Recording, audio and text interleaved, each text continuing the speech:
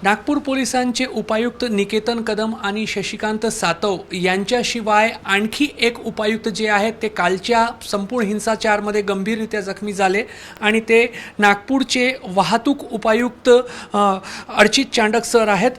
त्यांना पायामध्ये मोठी एक इंजुरी जखम झालेली आहे। सर काय झाला होता, कारण मी काल आपल्याला त्या ठिकाणी पोलिसिंग करताना संपूर्ण परिस्थिती हाताळताना पाहिलेलं होतं, नेमकं काय झालं रात्री उशिरा?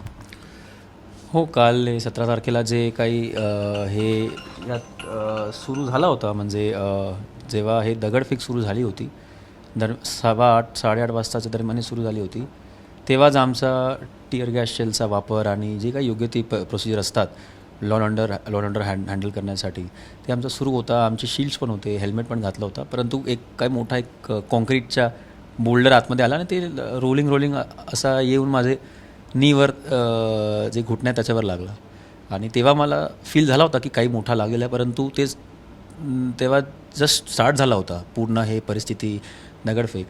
तर ते नियंत्रणासाठी 2 तास आमचे जे CP सर आहे, सिंगल सर, त्यांच्या मार्गदर्शनामध्ये आमचे 2-3-4 DCPची तिथे टीम होती। सरांनी आम्हाला योग्य मार्गदर्शन दिला होता की कसं काय कुठे जायचं आहे, काय कंट्रोल करायचं आहे। तर आमचा कंटेनमेंट पण झाला होता, आमचा शो ऑफ फोर्स भरपूर लोकांनी आम्ही तेव्हाच ताब्यात घेतला होता। नंतर कोम्बिंग पण आम्ही राबलेली होती 1 तास नंतर, जेव्हा काही थोडासा शांत झाला होता वातावरण, नंतर कोम्बिंग पण झाली होती।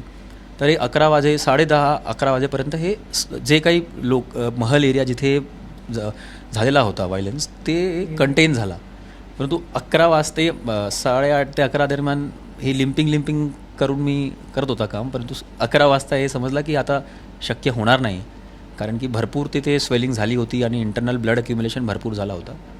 नंतर ते एक्सरे झाला आणि MRI झाला, तर त्याच्यामध्ये लिगामेंट टिअर हे आलेलं आहे। तर हे थोडंसं अनफॉर्च्युनेट आहे, परंतु म्हणजे तुम्हाला 8:30च्या सुमारास मोठा दगड पाहायला लागला, मात्र 2.5 तास आपण त्या स्थितीमध्येही काम करत राहिले आणि त्यामुळे ते लिगामेंट्स फाटले गेले आणि ही इंजुरी झाली आता?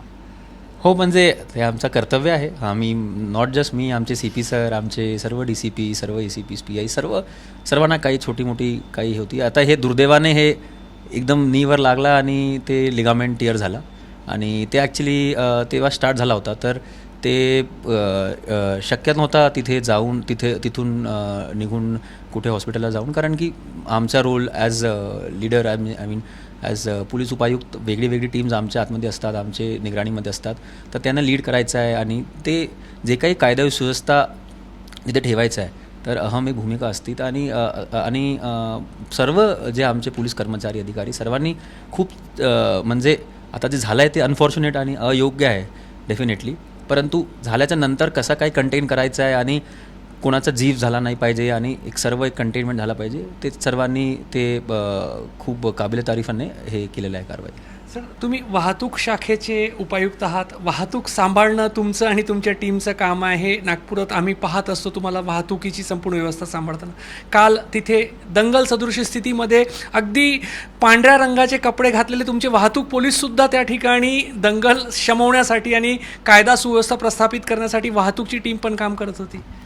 हो, म्हणजे जेव्हा लॉ अँड ऑर्डरची सिच्युएशन जेव्हा पण क्रिएट होतात सिटीमध्ये, तेव्हा आमचे पूर्ण पोलीस बल, law and order is our bread and butter, तर तेव्हा आमचे पूर्ण पोलीस बल, वाहतूक असो किंवा क्राईम असो किंवा EW असो, सर्वांचा आम्हाला सहयोग पाहिजे सर्वांना, आणि हे सर्व आम्ही CP सरांचे मार्गदर्शनामध्ये आम्ही काम करतात। तर सर्व आले होते, सर्वांनी आम्ही बोलवलं होतं, जे काही जवळपासचे वाहतूकचे कर्मचारी होते सर्वांनी खूप चांगला तिथे कंटेनमेंट केला, सर्वांनी खूप चांगलं काम केलं। वाहतूक असो किंवा झोनल DCP असो किंवा क्राईम DCP असो, जेव्हा हे असं गंभीर सिच्युएशन जेव्हा घडतात तेव्हा म्हणजे हे आपल्याला बघायचं नाही की तुम्ही कोणत्या DCP आहे, आपल्याला फक्त मॉब कंट्रोल करायची आहे आणि ज्यांनी काही असा उद्धटपणा केलेला आहे त्यांच्यावर सक्तीने कारवाई करायची, हे आमचे उद्देश असतात। आता अनेक दिवस डॉक्टरांनी काय सांगितलं, किती दिवस सक्तीने आता बेड रेस्ट करावीच लागणार आहे, कारण लिगामेंटल इंजुरी जी असते फार त्रासदायक असते।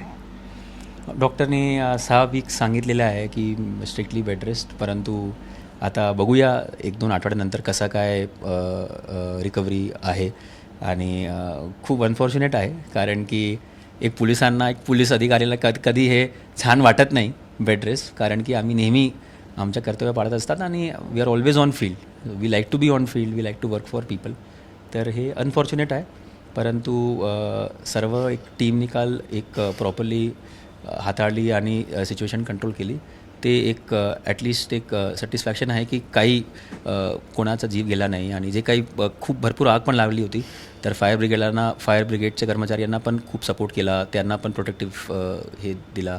आणि एक क्रेन पण होती आमच्यासमोर, वरती फ्लायओव्हरचं कन्स्ट्रक्शन सुरू होता. तर मला एक भीती पण होती की जर क्रेनमध्ये काही विस्फोट वगैरे झाला तर काही ॲक्सिडेंट पण होऊ शकतात मोठा. तर ते पण कंटेन झाला. फायर ब्रिगेडचा पण खूप छान काम होता काल.